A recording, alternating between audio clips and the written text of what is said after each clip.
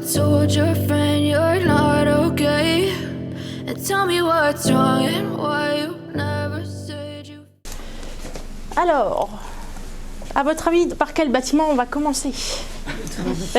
Bingo, il y a quelques indices. Le tri. Donc nous voilà au centre de tri. Donc on va faire un petit point en intérieur pour revoir à la fois les consignes de tri, comprendre un petit peu dans les grandes lignes comment ils fonctionnent avant d'aller voir tout ça en vrai. Alors, est-ce que tout le monde fait le tri à la maison? Normalement, cette poubelle jaune, elle existe depuis 1992, donc normalement tous les foyers en sont équipés maintenant. Depuis 2021, je l'ai évoqué il y a quelques instants, extension des consignes de tri, ce qui fait que désormais on peut mettre tous les emballages et les papiers dans les bacs jaunes. On a élargi un petit peu pour justement simplifier un peu ce geste de tri. Les papiers, ça peut être vraiment tous les papiers graphiques, les petits emballages en papier. Un peu plus épais que les papiers, les cartons. Ça peut être tous les types de cartons. Pour les cartons, petite précision, un carton de colis ou une barquette un petit peu épaisse, ça y va. Dans les nouveaux plastiques qu'on peut mettre depuis 2 ans, on a tout ce qui est pot de yaourt, pot de crème, y compris avec son opercule. Il faut juste penser à bien détacher l'opercule, vu que ce n'est pas la même matière. Ensuite, auquel on ne pense pas toujours, on a notamment les sachets. Ceux-là, on y pense. Par contre, ceux auxquels on pense un petit peu moins, c'est les films en plastique. Ça peut être ceux qui entourent les packs d'eau. Est-ce que j'ai un autre exemple? Là, non, mais si j'achète un jeu vidéo, un CD-ROM ou autre, il y a toujours le petit film plastique. Ensuite, on arrive sur les emballages en métal, les conserves, toutes les tailles, toutes les formes, peu importe. Les canettes, les bouteilles et les aérosols. Ah ouais, c'est plus simple, dit comme ça. À la maison, on dit rarement un aérosol. On va dire le spray, le pchit-pchit. Et bien tout ça, on peut le mettre dans la poubelle jaune. Donc tous les emballages et les papiers. Tous les papiers, à partir du moment où c'est un papier graphique, on va dire. Pas de papier mouchoir, pas de papier de radiographie ou ces choses-là. C'est vraiment le papier graphique. Voilà. Pas de sopalin. Pas de sopalin, voilà. Fleurs en plastique quand on achète un petit godet. Alors seulement si c'est l'emballage, c'est-à-dire que si vous achetez une fleur, il y aura toujours le petit pot noir temporaire qui sert à juste transporter la plante de la jardinerie à la maison. En général, on la remet dans un autre pot. Ce pot-là qu'on va acheter, qu'il soit en grès, soit en plastique ou autre, ne sera pas recyclé. D'accord. C'est vraiment l'emballage. Donc voilà, il faut rester sur le terme emballage. Le gobelet noir, oui. Le pot plus dur, plus rigide, non. Qu'il soit en plastique, en grès ou autre. S'il est en grès, ça sera déchetterie. S'il est en plastique, ça sera poubelle d'ordures ménagères. Ou déchetterie s'il est très volumineux. Dès que c'est emballage ou élément d'emballage. Les éléments de calage dans les colis aussi. Vous avez un papier bulle, des petites chips en polystyrène. Tout ça, vous pouvez le mettre aussi. C'est vraiment emballage et élément d'emballage. Oui. Si c'est des gros blocs, essayez de les couper. Si vous avez trop de polystyrène, pareil, emmenez-le en déchetterie, c'est comme les cartons. Voilà. Si on a eu un petit livre dans un carton, on a mis des petits blocs pour le protéger ou autre, ça passe. Si, pareil, si c'est des blocs comme ça, parce qu'on a acheté la télé ou le frigo, il vaut mieux l'emmener en déchetterie en même temps que le carton. Le film plastique que l'on met sur les... quand on emballe de la viande. Le cellophane, on pourra le mettre. Oui. Le sac de congélation aussi. Tous les emballages, on peut les mettre à condition que ce soit du produit classique. Si on est sur des produits toxiques, par exemple l'aérosol d'insecticides ou de décapant en four un petit peu costaud, la bouteille où on a fait le mélange de white spirit ou je ne sais quoi pour le dissolvant de la peinture, ces choses-là, effectivement c'est à ramener en déchetterie parce que notre emballage va avoir pris le produit nocif. Donc il faut traiter l'emballage en tant que contenant ayant contenu des produits chimiques. Donc là effectivement il vaut mieux l'emmener en déchetterie. Enfin, il faut l'emmener en déchetterie, c'est pas vaut mieux, c'est il faut l'emmener en déchetterie. Mais par contre, l'aérosol de chantilly, mousse à raser, déodorant, brumisateur, toutes ces choses-là où c'est des produits classiques, là vous pouvez les mettre, il n'y aura aucun souci. Alors on va faire quelques exemples, tests, pour voir si oui ou non. Là je suis un petit peu enrhumée, je mets un masque. Qu'est-ce qu'on fait du masque? Ordures ménagères, parce que ça au début du Covid ça a été très compliqué. On avait beaucoup de masques dans les poubelles jaunes. En disant ça emballe, oui, ça emballe la bouche, oui, si on veut. Mais non, c'est un objet, ça n'est pas un emballage. Donc le masque, pareil pour tout ce qui est protection hygiénique, les couches des enfants, toutes ces choses-là, pareil, pas dans les centres de tri. Les gens ont tendance à se dire c'est du tissu, c'est du papier, on va le recycler. Non. D'accord. Alors ça vous paraît peut-être bête, mais dans le centre de tri, tous les jours, on a des retours comme quoi ils retrouvent des couches culottes, des protections hygiéniques et autres. Les feutres. Non, c'est bien en plastique, mais ça n'est pas un emballage, donc poubelle d'ordures ménagères. Le jouet cassé, on fait le tri avant l'arrivée du Père Noël, qu'est-ce qu'on fait? On pourrait le mettre dans la poubelle du recyclage. Le Super Action Man qui a le bras cassé qu'on n'a pas pu réparer? Non, c'est pas un emballage. Un emballage, c'est quoi? C'est un objet qui sert à transporter ou à protéger quelque chose. Est-ce que l'Action Man, il protège ou il emballe quelque chose?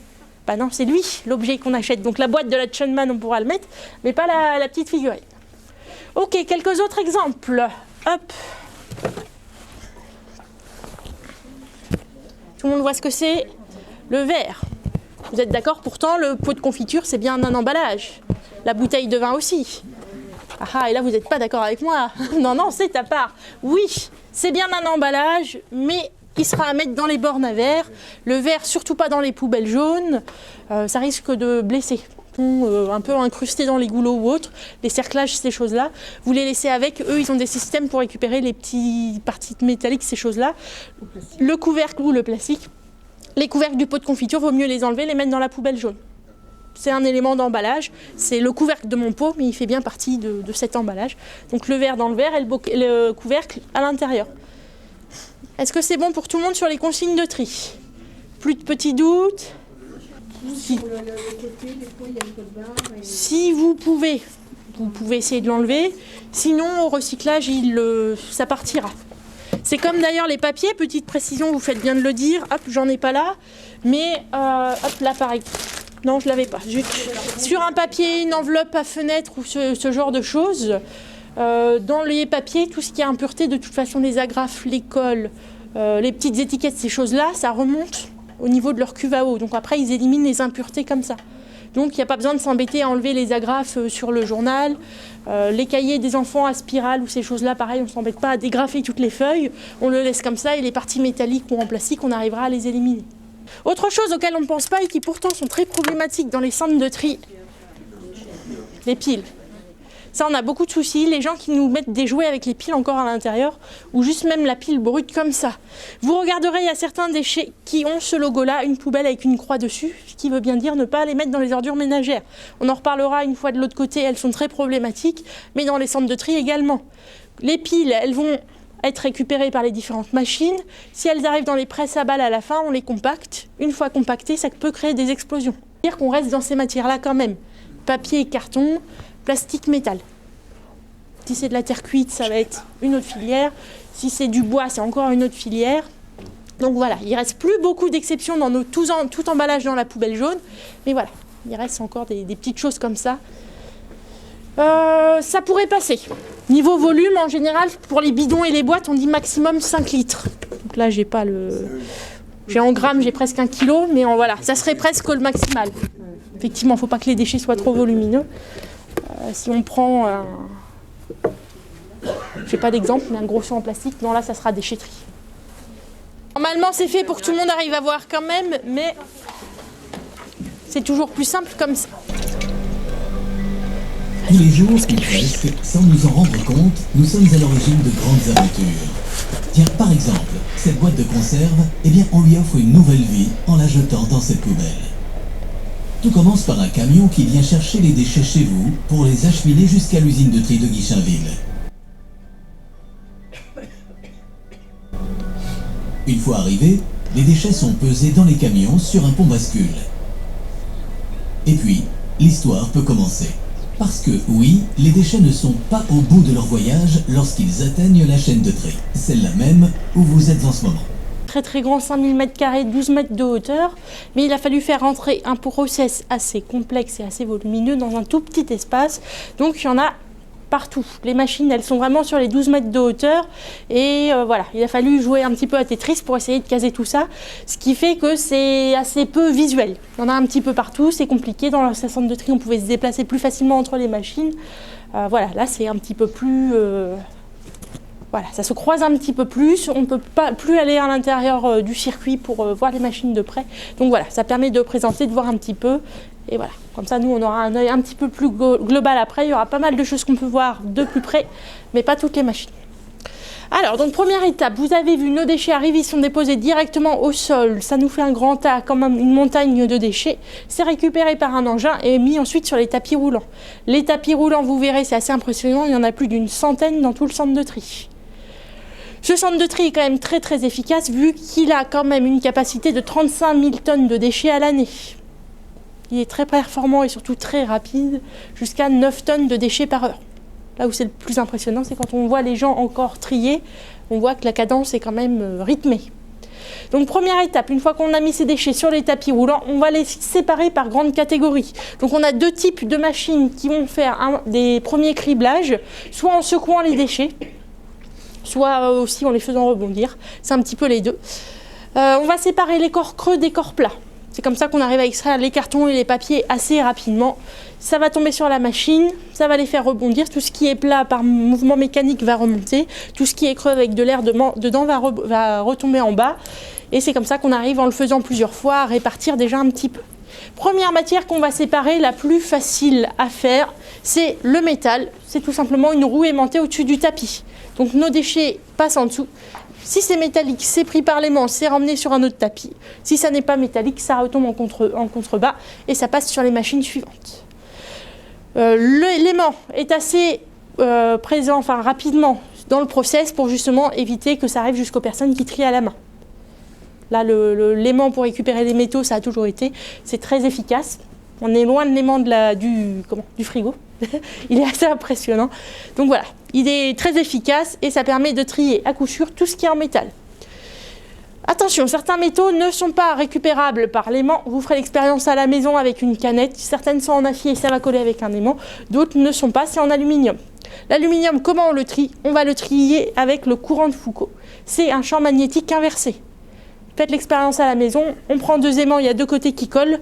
Si on les met dans l'autre sens, les deux côtés vont se repousser. C'est un petit peu ce système-là qu'on exploite. On va mettre un champ magnétique ici, au bout de notre tapis, et tout ce qui est aluminium va être éjecté. En arrivant sur ce champ magnétique, ça ne va pas lui plaire, ça va le repousser, ça va lui faire un petit saut, un petit bond, et c'est comme ça qu'on arrive à le récupérer un petit peu plus loin dans la machine. Les trieurs optiques, c'est les machines les plus importantes du centre de tri. Ces machines-là, on en a 7. Et vous allez voir, vous allez vite les repérer au centre de tri, à la fois à la vue, mais surtout à l'ouïe. Cette machine, elle repère les déchets grâce à des lasers. Donc on envoie de la lumière sur nos déchets. Selon comment la lumière revient dans les capteurs de la machine, elle arrive à reconnaître les déchets. La forme, la taille, la couleur, l'épaisseur, plein de paramètres entrent en compte. Et elle sait dire si c'est une bouteille transparente, un film plastique, un pot. Elle reconnaît vraiment tous les déchets. Et quand elle doit les trier, elle va souffler dessus.